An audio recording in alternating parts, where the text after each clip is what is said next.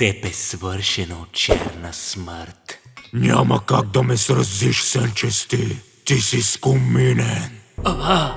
Не, няма как да е вярно. Скуминна форма на живот като теб. Няма как да победи толкова основано същество като мен. Сенчести! Професор Георги, Ако чуваш това предварително записано съобщение, това значи, че най-лошото е станало.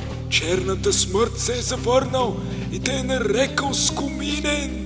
Как си се подготвил за точно това развитие на събитията? Най-вероятно той се чуди как съм се подготвил за точно този развой на събитията.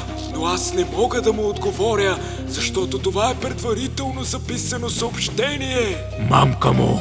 Чуй ме, сенчести! Всичките години от докторантската ми степен вложих в това да те направя най-основаната форма на живот някога. Ти си направен да си основан чрез научният метод.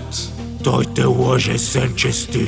Моите сили ми позволяват да усещам всякаква скумина. Може би сега той ти казва, че силите му позволяват да усеща всякаква скумина. Брат, спри да правиш това. И това е вярно.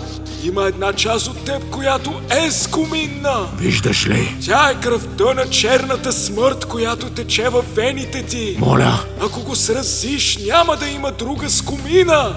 що за нелепост? Скумината се поражда от държанието ти, не от гените ти. Дори и аз да бях скуминен, моето ДНК не може да направи сенчестия такъв също. Може би сега той е направил валиден аргумент за функцията на гените. Но виж този мем, в който той е сойджакът, а ти си чадът. Той вече е сразен. Не, това е невъзможно. Преди 50 години дори не е имало мемове. господин президент, какво по дяволите е всичко това? Не се тревожи, ще успееш, основанчести. Въпреки изненадващо пророческото съобщение на професор Георги, нищо не се е променило. Още си скуминен. Не, соева смърт. Умолявам те, никога не казвай това пак. Ти си скуминен. Не съм скуминен!